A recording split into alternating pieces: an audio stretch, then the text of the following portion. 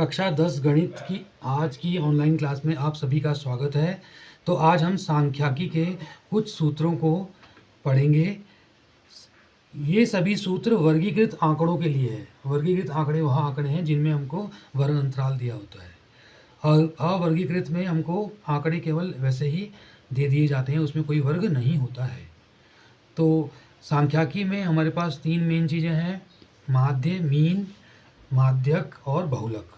तो सबसे पहले हम माध्य ज्ञात करने की 3 विधियां हैं। पहली है प्रत्यक्ष विधि।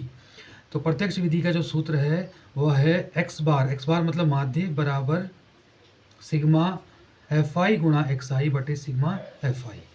और जो दूसरा सूत्र है वह है कल्पित माध्य से विचलन विधि सूत्र। कल्पित माध्य से विचलन विधि सूत्र, इसमें हम जब सारणी बनाते हैं तो किसी x बार में से किसी को एक माध्य मान लेते हैं, कल्पित माध्य a जिसे कहते हैं, और उसके बाद उसको सूत्र द्वारा हल करते हैं। तो इसका सूत्र है x बार बराबर a प्लस सिग्मा fi गुणा di बटे सिग्मा fi। तो जो बट्टा है ये केवल fi di और सिग्मा f के बीच में है, a में नहीं है। और तीसरा सूत्र है माध्य ज्ञात करने का, जो तीसरी विधि है पग विचलन विधि या पद विचलन विधि। इसका सूत्र है x बार बराबर a प्लस सिग्मा fi गुणा ui बटे सिग्मा fi गुणा h। तो ये हमारी 3 विधियां हैं। इसके बाद हम आगे बढ़ेंगे बहुलक।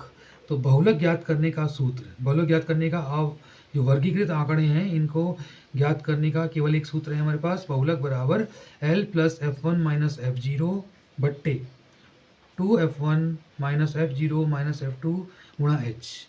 तो ये पहले इसको हल करेंगे हम, उसके बाद l इसमें यानी निम्न सीमा को जोड़ते हैं, ये सिखाया गया है आपको।